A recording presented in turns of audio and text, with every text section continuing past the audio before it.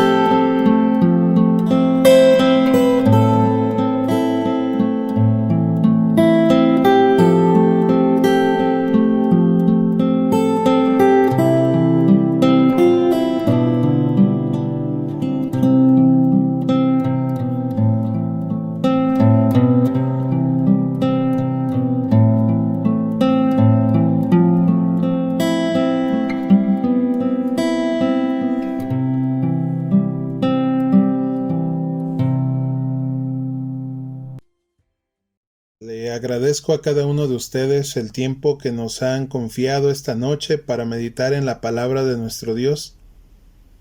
Y sin duda alguna creo que ustedes estarán de acuerdo con su servidor, que a lo largo de estas últimas semanas hemos estudiado algunos de los milagros de Jesús. También hemos estudiado algunas de sus enseñanzas. Pero esta noche quiero puntualizar un periodo en la vida de Jesús mientras estuvo en esta tierra, basado en Daniel capítulo 9, que es un libro profético, y también en Ezequiel capítulo 4. Porque estos dos libros, en estos dos capítulos, se nos describe que había una fecha en la que debía culminar ese ministerio de Jesús. Aproximadamente 3 años y medio después del bautismo, después de esas tentaciones que enfrentó en el desierto, su vida 3 años y medio después sería quitada y no por sí mismo. Para esto y para poderlo entender, quiero compartir con ustedes el libro de Marcos, uno de los evangelios que nos describen con cierto detalle las vivencias de Jesús. En el capítulo 11 dice de la siguiente manera: Cuando se acercaban a Jerusalén, frente al monte de los olivos, Jesús envió 2 de sus discípulos. Id a la aldea que está enfrente de vosotros, y luego que entréis en ella, hallaréis un pollino atado, en el cual ningún hombre ha montado, desatadlo y traedlo. Y si alguien os dijere: ¿por qué hacéis esto?, decid que el Señor lo necesita y que luego lo devolverá. Sin duda alguna, la sociedad, el calendario, nos dan un enfoque en estos días remontando el tiempo a aquel suceso crucial en la vida de Jesús. Creyentes y no creyentes esperan tal vez ansiosos las vacaciones de Semana Santa. Pero más allá de la diversión, bíblicamente hay un enfoque que quiero esta noche compartir con ustedes. Para ponerlos en contexto, quiero decirles que Jesús había tomado las precauciones para que no hubiera una demostración popular de que Él era el Mesías cuando vino a este mundo. Pero en esta ocasión sucede algo diferente. Envía a 2 de sus discípulos, no se nos dice quiénes son, por un pollino, lo que algunas otras versiones nos dicen que es un asno. Y no solamente permite esta demostración popular, sino que tomó la iniciativa para hacerlo. Esta acción llenó a los discípulos de esperanza y de emoción, porque en su mente ellos esperaban a un libertador popular. Lamentablemente no habían entendido aún el ministerio de Jesús. Esa entrada triunfal que iba a darse a Jerusalén había sido profetizada 500 años antes. El libro de Zacarías nos lo describe a detalle, y hay un verso textual que dice así: Alégrate mucho, hija de Sión, da voces de júbilo, hija de Jerusalén. He aquí tu rey vendrá sobre ti, justo y salvador, humilde y cabalgando sobre un asno, sobre un pollino, hijo de asna. Mis estimados, en este verso usted y yo podemos entender que habría de llegar a Jerusalén un Mesías victorioso. Pero a diferencia de los demás, el Mesías sería humilde y sencillo. Mis estimados, hemos dialogado muchas veces la expectativa de los discípulos, la expectativa de las personas sobre un Mesías para el pueblo judío. Ellos esperaban un libertador político y religioso. Quisiera esta noche aperturar preguntando: ¿cómo es que usted espera o aguarda la próxima venida de Jesús a este mundo? La profecía había sido escrita.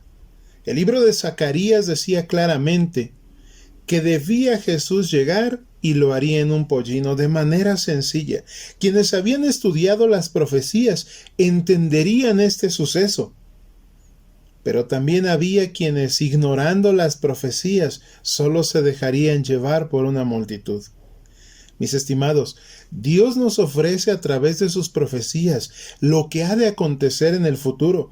Quien conoce una profecía sabe lo que estamos viviendo en nuestros días. Próximamente iniciaremos un estudio de las profecías apocalípticas que son temidas por algunos. Otros las encuentran confusas y algunos lamentablemente las llegan a malinterpretar, pero a la luz de la Biblia son bastante claras. Cuando Jesús le dijo a sus 2 discípulos: vayan y consigan un pollino que ningún hombre haya montado, es porque tenía una cualidad esencial de las cosas nuevas. El que no hubiera sido montado era porque estaba destinado a un uso sagrado o un uso real. Por sencillas que parezcan las cosas, cuando son dedicadas a Dios debemos entender que son para un uso sagrado. Esta noche quiero preguntarle: ¿será que, por ejemplo, el tiempo puede ser sagrado? Cuando usted remonta la lectura al primer libro de la Biblia, encuentra que sí puede ser sagrado. Dios santificó, Dios bendijo un tiempo especial para él. Ahí le dejo la tarea para poder investigarlo y escudriñarlo. Sin embargo, quiero decirle que mientras Jesús había enviado a sus discípulos por ese pollino, era aún de mañana. Aproximadamente la entrada triunfal de Jesús a Jerusalén en ese primer día de la semana, en domingo, lo hizo aproximadamente a las 3 de la tarde. Cuando usted lee a detalle la historia, se dará cuenta que Jesús entra un domingo aproximadamente 3 p.m. y 5 días después, a la misma hora, una multitud gritaría: «Crucifíquenle». Hoy en día muchos aclaman a Jesús. Incluso Dios se ha vuelto una moda. Muchos postean, hablan de Dios. Pero quiero decirle que sin una verdadera convicción, en poco tiempo incluso podrán ser vuestros perseguidores. El verso 7 dice: y trajeron el pollino a Jesús, y echaron sobre él sus mantos, y se sentó sobre él. El Señor siempre había andado a pie más de 3 años. Hoy cabalgaría, así que entusiasmados se quitaron, no solamente trajeron el pollino, sino que se quitaron las prendas para ponerlas sobre este pequeño asno, y así pudiesen proclamar como rey y entonces hacer que Jesús estableciera su reino. ¿Cómo sabían ellos? Bueno, hemos dicho que el pollino, el asno, era lo que montaban los reyes de Israel. También muchos, una gran multitud, dice el verso 8, tendían sus mantos por el camino, otros cortaban ramas de los árboles y las tendían por el camino. Las multitudes que habían sido alimentadas. Quizá usted recuerde la historia, con pocos peces, con pocos panes, multitudes enteras fueron alimentadas. Esas multitudes que habían visto los milagros de sanación que Jesús había llevado a cabo en algunas personas. Al igual que los discípulos, imaginaban que había llegado la hora en que Jesús iba a expulsar a los romanos de su nación. Unas personas competían con otras para rendirle homenaje, palmas y olivos como símbolos de victoria. Eran incapaces de presentar dones costosos, pero tributaban corazones felices ofreciendo sus mantos. Algunos estaban asombrados por esta acción, pues Jesús días atrás les había dicho que su reino no era de este mundo. Sin embargo, ¿por qué llamaría la atención de esta manera el Salvador? Quiero decirle que era para que los ojos de las personas se fijaran en ese gran sacrificio que haría en nuestro favor. Sin duda alguna, el que la gente lo ovacionara le llevaría a la cruz. Mis estimados, este acto tan profundo y lleno de amor que hizo el Hijo de nuestro Dios en favor de nosotros, es un acto que Él buscó que a través de los siglos hiciera un asunto de profunda meditación. Muchas veces creemos que con solo recordar el día es suficiente y el sacrificio. Inclusive hoy en día han tomado más auge y fuerza las actividades recreativas que meditar en este acto que Jesús hizo por nosotros. Este acto de que Jesús fuera y tuviera una entrada triunfal era para inducir a muchos a las Escrituras. Había gozo, sí, pero lamentablemente sin saber que en los próximos días habría un sufrimiento enorme.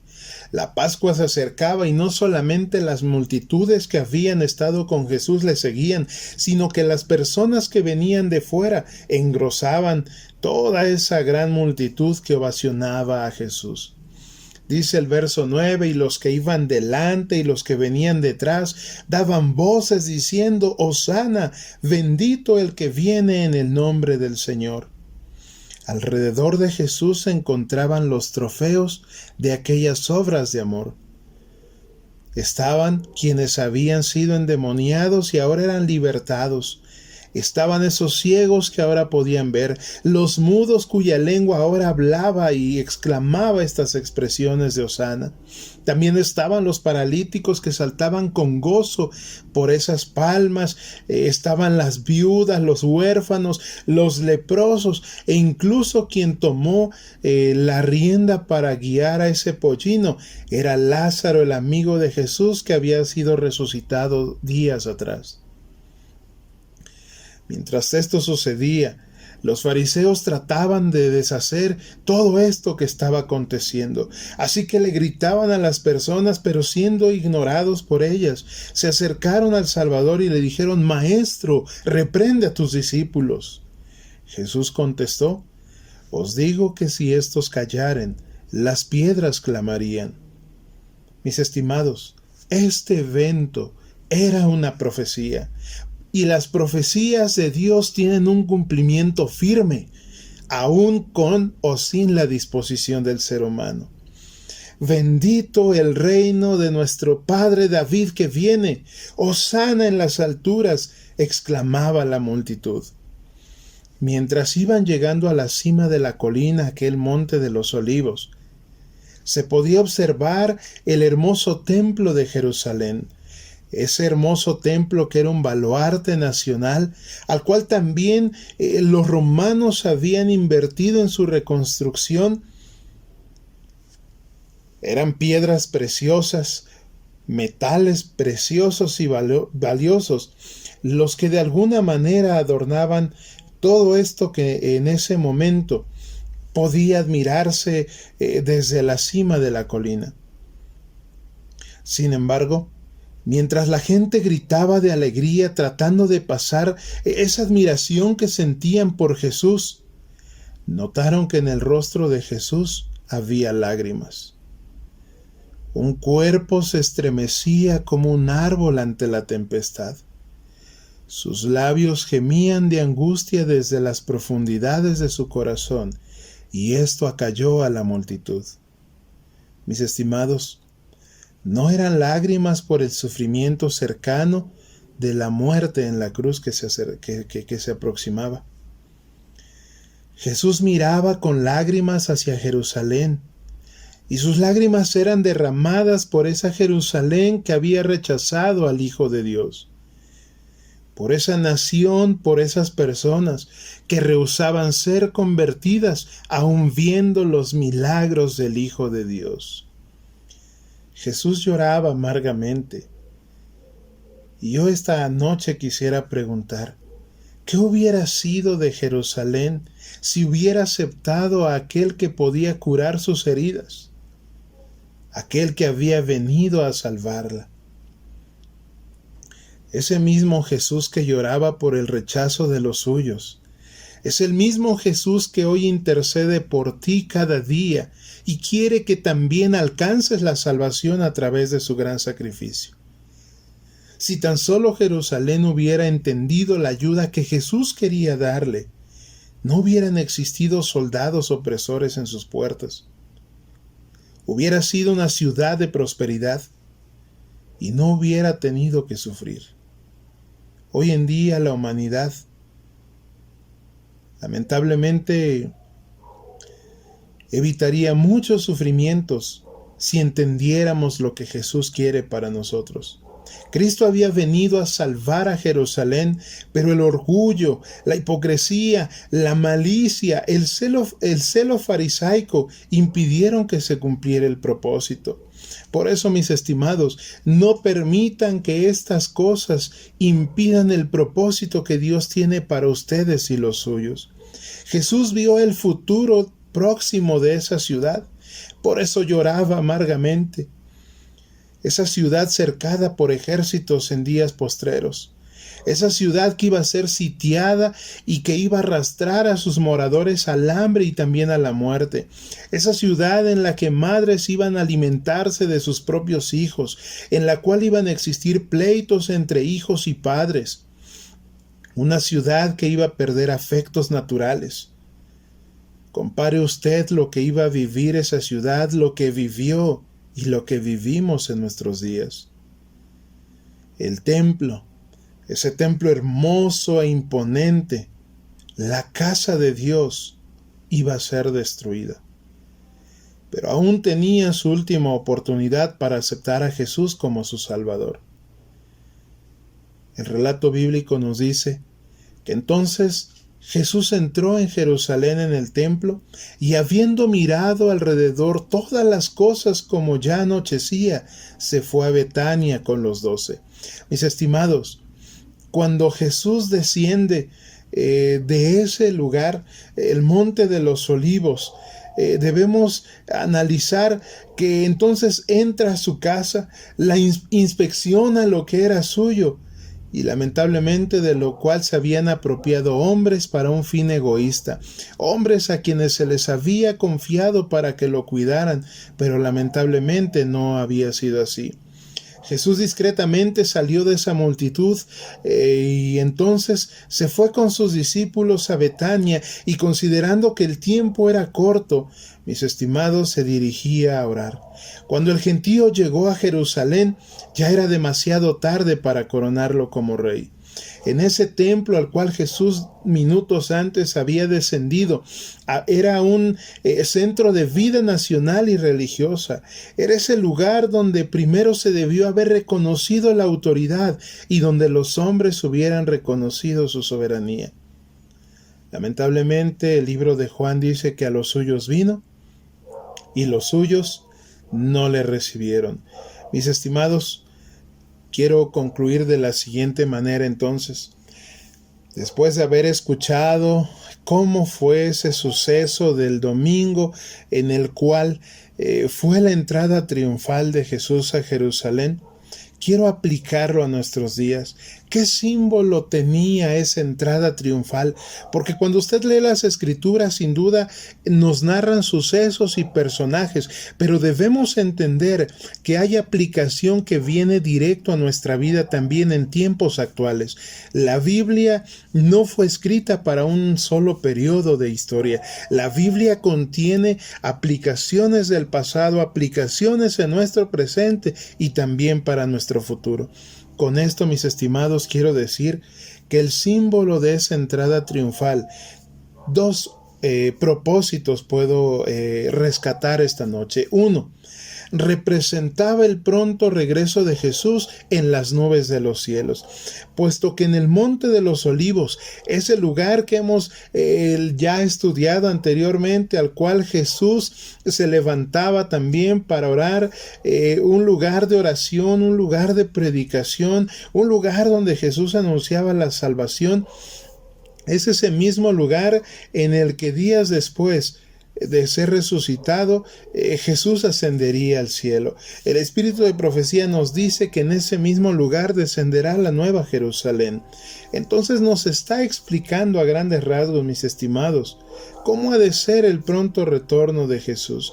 Sin embargo, en el segundo aspecto nos menciona la condición humana, y esta también se separa en dos grupos. Cuando Jesús venga, así como lo hizo en una primera vez para salvar a la humanidad, hubo un grupo que, reconociendo los milagros de Jesús, aceptó la salvación a través de ese sacrificio y estrechó una relación personal con Cristo. Lamentablemente también está el otro grupo de quienes decidimos rechazarle a pesar de todo lo que hace en nuestro favor, dando prioridad a las cosas de este mundo. Por eso esta noche quiero terminar preguntando, ¿en qué grupo desearía estar usted? Y es mi deseo y es mi oración que Dios nos ayude para no rechazar su llamado y su salvación, porque, mis estimados, el tiempo está cerca. Que el Señor les bendiga.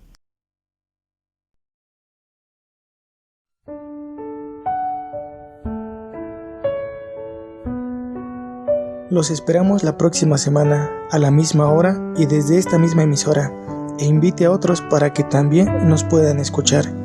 Que sigan teniendo una excelente noche.